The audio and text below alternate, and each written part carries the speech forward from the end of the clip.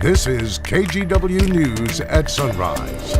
This morning on Sunrise, we're following up on the small plane crash this weekend in Independence, Oregon that killed all 3 people on board.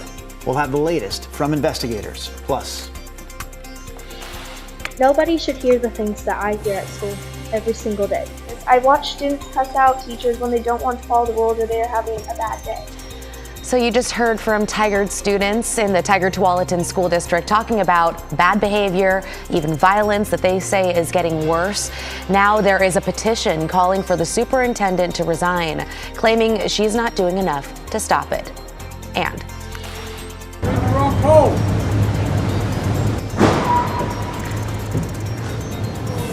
you can hear that bang there at the end. A little screech there at the end of that video. That was a car crashing into President Biden's motorcade. So the bottom line here, everyone's okay, but we'll have more on what exactly happened there coming up in our national headlines at 5:15. yeah, we'll have that coming up for sure, an explainer. But first, a Monday. What's going on today? I think you're not supposed to bump into the president's car. Not supposed That's to, on the no list. Safety first. We've got rain showers out there. Here's radar at this hour that's moving from south to north up across the area. Snow level in the Cascades is going to generally be 7,000 feet. Radar is picking up some snow in the mountains out in the East Gorge into the Columbia Basin, but down low, temperatures in the Dalles holding well above freezing. This is mainly light rain right now. It's moved through McMinnville. It's not going to be long before we'll start to see those raindrops on the Sunset Highway. Cloudy skies, temperature not an issue, 44 degrees. Basically, occasional showers migrating south to north across the area today. We do have those gusty east winds still blowing out of the gorge. 47 at noon. 48, 49, 50, somewhere in there this afternoon. Here's Chris McGinnis. Okay, Rod, let's get you out the door. Here is a look at the drive over the Glen Jackson Bridge, your I-205 South commute over there with the headlights on the left-hand side of your screen. We're rolling right along there as we are over the Markham Bridge. This is I-5 and, well, Interstate 84 is, near the 84 interchange. Obviously, that's behind me. Traffic looks good there as well. As we get to the map, nothing major going on this morning. That's good news. Heads up, though, for folks east of the Cascades. Freezing fog advisory for areas south of the Dalles. So there could be some patchy slick spots if you're heading over the mountain into that part of Central Oregon this morning. But other than that, guys, we're off to a good start. We have one more heads up here, Chris. The bike and pedestrian path on the lower deck of the Steel Bridge will be closed starting today through this Friday from 7 in the morning to 6 at night. People can still use the upper deck of the Steel Bridge, though, to get across on foot or by bike. Later today, people living at Vancouver's newest Safe Stay community are expected to move in. Yeah, it's the city's 4th Safe Stay community, providing shelter for up to 40 people who are homeless. Devin Haskins is covering this story for us live in Vancouver. So, Devin, the city just opened up its 3rd Safe Stay community last month. Yeah, and that one filled up rather quickly, and it speaks to the growing issue of homelessness here in Vancouver because the city also just recently issued a homelessness emergency order just last month. So this location takes over a parking lot owned by WashDOT here at 45th and Main in Vancouver. It'll house up to 40 residents. As you said, it'll start welcoming those residents starting today. About 3 of them are expected to move in this morning with up to 15 by this weekend. The site will be managed by the nonprofit Do Good Multnomah. It'll have 20 temporary structures and will house up to 40 people. Residents will have access to mental health services and showers. There's also going to be access to job opportunities as well. And the city says about a quarter of the more than 200 people that have lived within a Safe Stay community have already gotten a job within the last 4 months. Now, the city says camping will not be allowed within 1,000 feet of this Safe Stay community site. There's also 3 others, one in Central, one in East, and also one in downtown Vancouver. Back to you.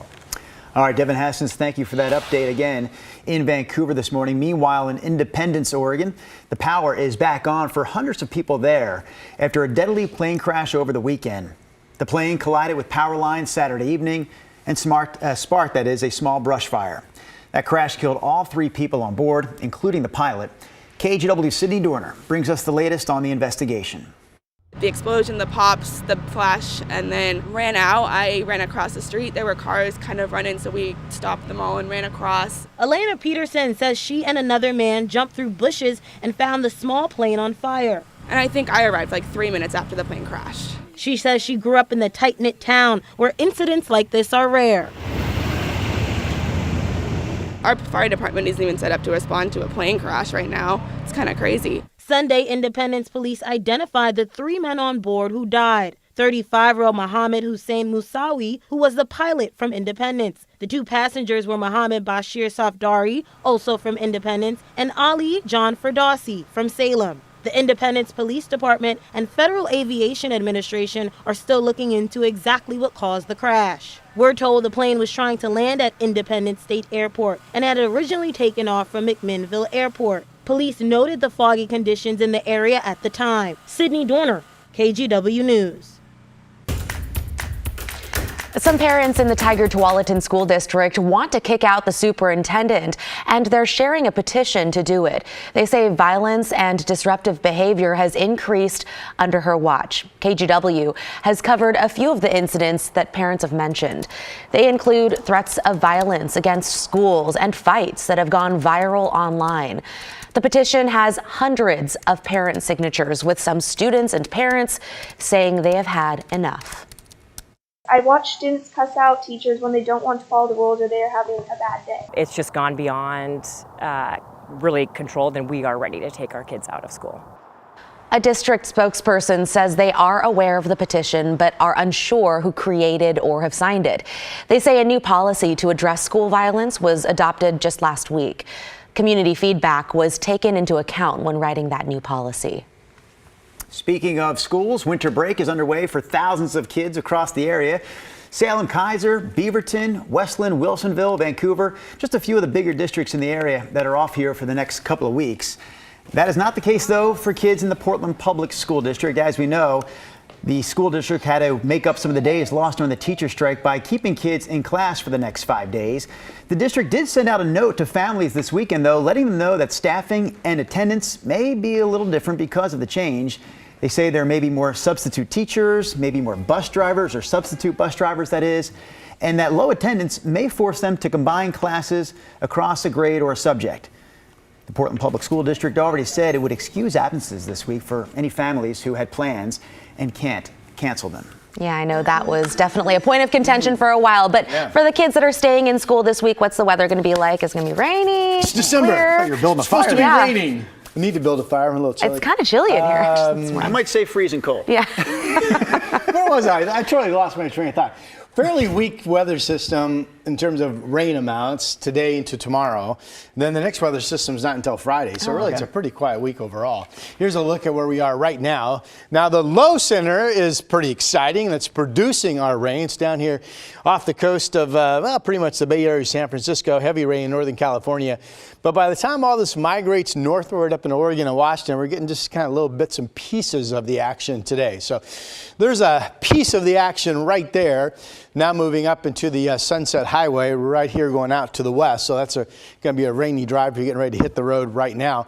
Otherwise, out on the east side, just traces of rain starting to move through. And overall, not that much out there, period. Here's Futurecast 8:30 this morning. Just occasional showers coming up south to north. There's a bigger chunk of rain mainly near the coast of Newport and offshore at 2:30.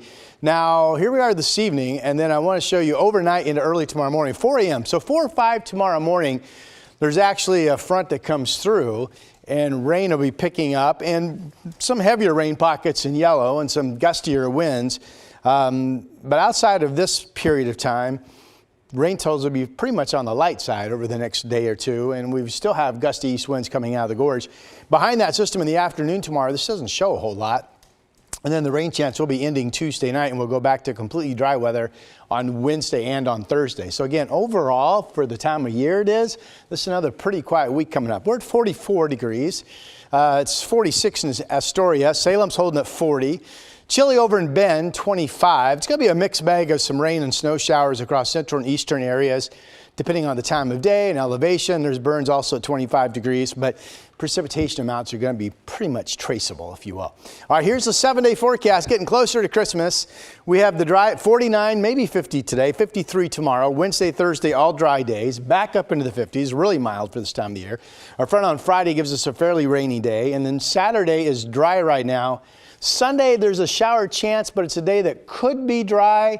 And then Christmas Day will make the graphic starting tomorrow. Right now, Christmas Day looks to me to be rain at times and a high temperature of 52 degrees. there's still not much, quite frankly, if any, snow in the forecast for the resorts between now and Christmas Day. Snow level today, 7,000 feet.